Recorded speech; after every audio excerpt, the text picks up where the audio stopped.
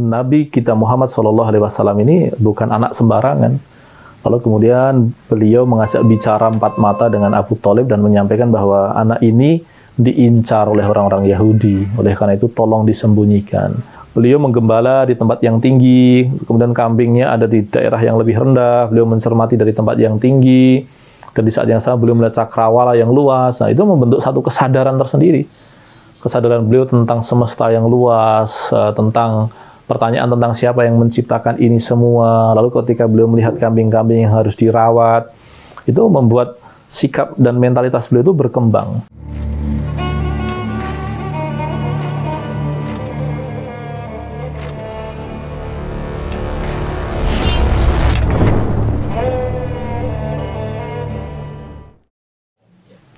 Assalamualaikum warahmatullahi wabarakatuh. Alhamdulillah wassalatu wassalamu ala rasulillah ma ba'du rabbana zidna ilma warzuqna fahma. Saudara sekalian dirahmati Allah, kita lanjutkan bahasan kita dan di video ini kita akan membahas tentang masa remaja Nabi kita Muhammad SAW. Nah, sejak beliau berusia 8 tahun, beliau diasuh oleh pamannya yaitu Abu Thalib. Nah, Abu Thalib ini orangnya pengasih, tapi sebetulnya beliau dalam kondisi ekonomi yang tidak menggembirakan. Adapun paman beliau yang lain tuh ada yang lebih kaya, tapi beberapa tuh dikenal wataknya agak pelit begitu. Adapun Abu Thalib itu sangat menyayangi Nabi kita Muhammad SAW. Bahkan ketika makan pun seringkali Abu Thalib itu tidak akan makan kecuali Nabi ikut bersamanya. Atau kalau anak-anak sudah berkumpul begitu, beliau akan menanti Nabi kita Muhammad untuk berkumpul dahulu baru makan bersama. Nah, di dalam proses itu, Nabi kita Muhammad SAW pernah diajak oleh Abu Thalib untuk berdagang ke Syam, ya. Dan kalau Syam itu kan sebetulnya adalah daerah yang sejak zaman dahulu itu menjadi tempat ribut itu. Itu adalah titik pertemuan antara benua Afrika, benua Asia, kemudian bangsa Arab, bangsa Eropa itu kan terkumpul di situ. Nanti di akhir zaman tuh juga akan terjadi keributan di tempat itu juga. Nah, kaitannya dengan perdagangan, karena dia menjadi penghubung banyak titik, maka kita akan pahami bahwa ketika orang sampai ke Syam, dia akan bertemu dengan orang dari berbagai penjuru dunia. Dia di situ bisa bertemu dengan orang Afrika, orang Arab, orang Persia, orang India, orang Cina, orang Eropa. Maka kemudian kesadaran Nabi tentang tentang keberagaman manusia itu muncul ketika beliau bertemu dengan orang-orang dari berbagai negeri di Syam tersebut. Akan tetapi ada peristiwa yang lain yang lebih menarik, yaitu ketika Nabi Muhammad itu bersama dengan rombongannya, itu ada yang mencermati bahwa awan itu menaungi rombongan tersebut. Lalu kemudian seorang ahli kitab, orang yang memahami kitab-kitab lama, yang dia punya hati yang bersih, dia punya akidah yang bersih itu, kemudian mendatangi pimpinan rombongannya. Nah, pimpinan rombongannya adalah Abu Thalib, dan dia bertanya, siapa yang bersama kamu? Terus kemudian, tidak siapa-siapa, ya ini aja begitu. Ada orang istimewa bersama kamu, loh siapa begitu? Namanya adalah pendeta Buhairah. Nah, dia ini ketika mencermati yang ada di rombongan, dia dapati bahwa Nabi kita Muhammad SAW ini bukan anak sembarangan. Lalu kemudian beliau mengajak bicara empat mata dengan Abu Thalib dan menyampaikan bahwa anak ini diincar oleh orang-orang Yahudi. Oleh karena itu tolong disembunyikan.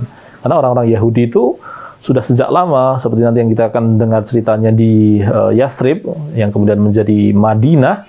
Orang-orang Yahudi itu sudah mengklaim bahwa Nabi terakhir akan datang kepada kami. Kalau dia datang kepada kami, kami akan memerangi orang-orang Arab. Karena orang Yahudi ini menganggap orang Arab ini adalah turunannya turunannya Siti Hajar. Sementara Siti Hajar itu dalam anggapannya orang Yahudi itu adalah bangsa Buddha, itu kan, sehingga orang Arab ini adalah turunan bangsa Buddha. Ya. Sinisme dan fanatisme orang Yahudi itu membahayakan. Makanya ketika Buhairah ini menyadari bahwa anak kecil ini adalah seorang Arab dan dia adalah calon nabi, tanda-tanda kenabian ada pada dirinya, dia kemudian menyampaikan kepada Abu Thalib agar tolong lindungi anak ini. Nah, dan gara-gara hal itu, rasa cinta dan rasa sayang Abu Thalib itu kepada Nabi menjadi semakin besar. Nah, selain itu kemudian bersama dengan di bawah asuhannya Abu Thalib, Nabi Muhammad juga melakukan penggembalaan. Nah, menggembala itu adalah aktivitas bukan hanya Nabi Muhammad, tapi para nabi. Oke ya, adapun yang digembala para nabi adalah kambing. Nabi Muhammad pun juga begitu. Meskipun di kalangan orang Arab itu ada dua, ada yang menggembala kambing, ada yang menggembala unta. Seperti yang sudah kita ceritakan di video sebelumnya, kakeknya menggembala unta, bukan kambing. Dan beda karakter seorang penggembala kambing dengan penggembala domba itu beda. Kasih sayangnya, perhatiannya itu berbeda. Dalam kitab-kitab fikih kita mengenal bahasan tentang misalkan apa hukum sholat di dalam kandang unta atau kandang kuda atau kandang kambing. Itu kenapa ada bahasan itu? Karena memang seorang penggembala yang baik itu bisa mengenali karakter binatang yang dia gembala begitu.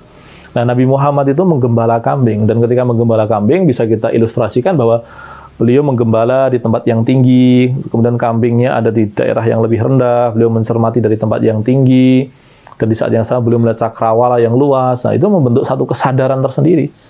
Kesadaran beliau tentang semesta yang luas, tentang pertanyaan tentang siapa yang menciptakan ini semua. Lalu ketika beliau melihat kambing-kambing yang harus dirawat, itu membuat sikap dan mentalitas beliau itu berkembang. Lebih-lebih penggembala itu kan dalam bahasa Arab kan disebut dengan ra'in. Ra'in itu maknanya bisa pemimpin, bisa penggembala, bisa pengasuh. Nah, itu ra'in. Bahasa kata bendanya bentukannya adalah ri'ayah. Ri'ayah itu bisa kepemimpinan, kepengasuhan, kepenggembalaan itu.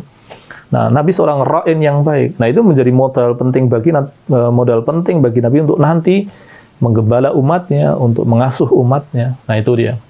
Lalu kemudian di usia 15-an tahun Nabi juga menyaksikan perang saudara yang disebut sebagai perang Fijar ya. Fijar itu dari kata fujur. Fujur itu kekurang ajaran atau tindak melampaui batas itu. Nah, karena kebetulan ini dalam perang saudara antar suku ini ada pihak yang memang salah, kemudian terjadi perang. Hanya Bang Nabi tidak langsung kemudian turun ke lapangan. Beliau yang berusia 15 tahun itu masih dianggap belia, sehingga beliau hanya menyiapkan anak panah yang digunakan oleh para pemanah untuk ditembakkan kepada lawannya. Nah, itu yang kemudian dijalani oleh Nabi. Nah, lalu kemudian ketika beliau usianya semakin bertambah, semakin matang, pengalaman berdagangnya juga semakin baik, beliau kemudian mencoba untuk menjadi tim rombongan dagang yang membawa barang-barang dari para saudagar atau para pemilik modal yang ada di sekitar Mekah begitu, untuk dibawa ke daerah-daerah yang memang potensial, baik di Yaman, baik di Syam, itu kan. Nah, kebetulan yang beliau bawa itu adalah barangnya Khadijah. Nah, Khadijah ini adalah seorang kaya raya, seorang janda yang mulia, terhormat begitu, dan dia menitipkan barangnya kepada Nabi Muhammad yang masih belia. Nah, Nabi Muhammad datang ke Syam lagi, ya kan, karena beliau sudah lebih dewasa, dan tampaknya tidak ada yang mencermati beliau secara khusus begitu. Tetapi yang pasti di dalam proses berdagang itu, Nabi itu mendapatkan untung besar, tapi di saat yang sama, salah satu petugas atau stafnya Khadijah itu bersaksi bahwa cara Nabi berdagang itu sangat menarik itu. Dia jujur, dia sampaikan barangnya saya ambil sekian, dijual sekian, cacatnya ini. Nah, track record itu kemudian disampaikan kepada Khadijah, dan Khadijah menjadi terpikat itu. Meskipun dia lebih tua beberapa tahun, memang kemudian ada beberapa versi. Ada yang mengatakan lebih tua 3 tahun, ada yang mengatakan lebih tuanya sampai 15 tahun.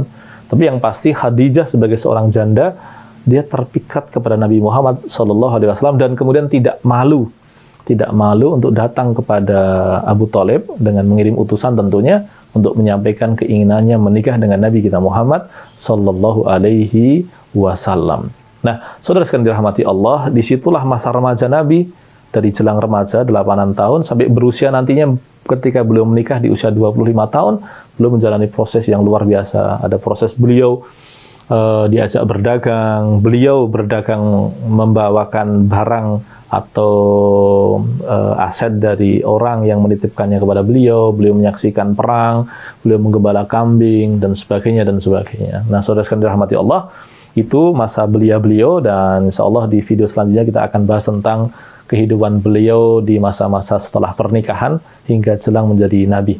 Semoga menjadi manfaat bagi Anda dan pahala bagi kami. Barakallahu li wa lakum wa sallallahu ala nabiyyina Muhammad. Assalamualaikum warahmatullahi wabarakatuh.